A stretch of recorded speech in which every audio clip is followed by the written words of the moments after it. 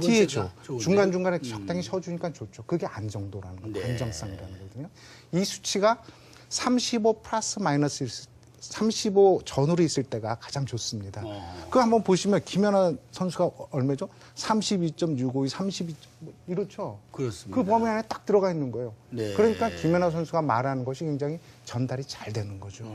물론 그 관점에서 나승현 대변인을 봐도 네. 이분은 완전히 아주 초 프로 특급입니다. 네. 보십시오. 지금 지터가 1.848. 더 작죠? 2.0에서 2.242보다. 그 다음에 뭐 진머는 0.962. 더 작고 있죠? 그러니까 네. 초특급의 정확한 발음을 하고 있는 상황이고, 안정도는 33.578, 37.184. 다 35 플러스 마이너스 존재하죠. 네. 그러니까 두 사람 다 전달을 기가 막히게 하고 있는 거예요. 근데 두 사람 차이가 이거 어찌 보면 역할 분담을 굉장히 잘했는데 네. 김연아 선수 같은 경우 피치 값이 변하고 있어요.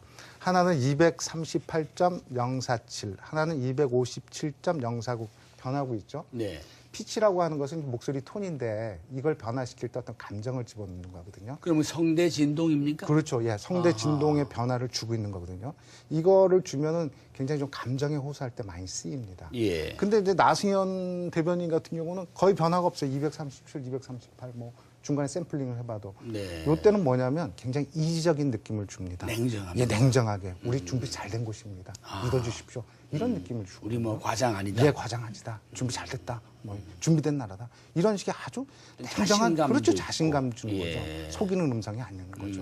그다음에 또 하나 저기 그 검게 칠한 이렇게 그 그림 보이죠? 저게 이제 스펙트럼이라고 하는 건데 네. 저게 사각형 모양일 때 굉장히 호소력 있게 들립니다. 아, 모양이. 예, 예, 모습. 모양이. 근데 네. 두 사람 다 사각형이죠.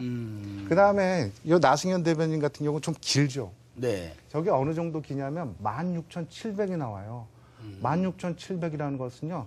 소리를 쓰는 모든 기관들을, 소리를 만드는 모든 기관들을 다 잘 사용하고 있다는 소리거든요. 네. 지금 저 상태인데 네. 저기가 이제 끝에가 22,000이고 중간에 빨간 선이 있는 데가 11,000이거든요. 예. 그 끝에까지 가보면 저기 한 16,700 나와요. 예. 저 주파수 대가. 그럼 16,700이라는 것은 굉장히 우리가 들릴 때 실증이 안 나고 호소력 있게 들리거든요. 네. 그러니까 나승현 대변인이 굉장히 그 전서부터 굉장히 많은 훈련을 해온 분 같아요. 네. 저 정도 수치 나오고 그림 나오는 거 보면. 네. 그건 일반적인 경우가 아니군요. 일반인들은 그렇게 안 나오죠. 오. 그러니까 아니, 고대 훈련. 네, 고도의 훈련, 예, 그런 것 같습니다. 혹시 부부싸움 하면 저 모습이 어떻게 됩니까? 부부싸움 하게 되면은 이제 저기 피치 값이 올라가죠. 무슨 예, 산맥처럼. 그러니까 예. 그리고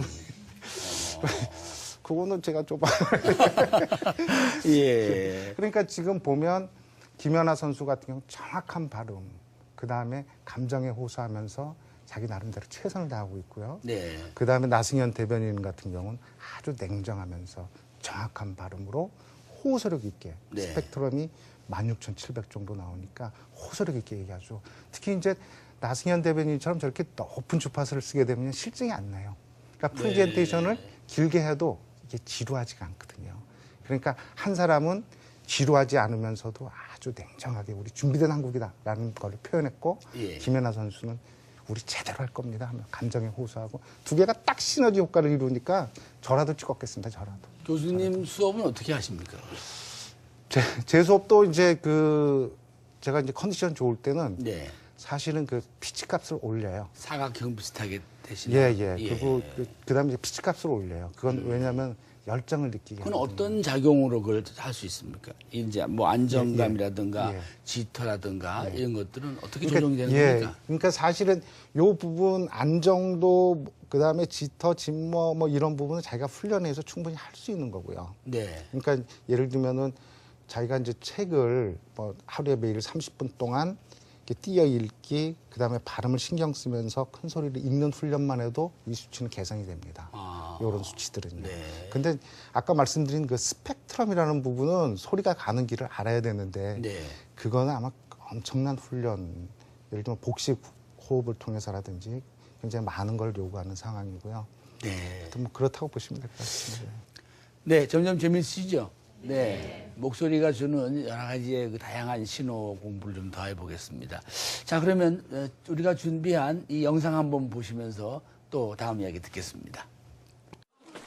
네. 점퍼에 달린 모자를 쓰고 머리칼로 눈을 가린 채 현장 검증에 나선 김길태.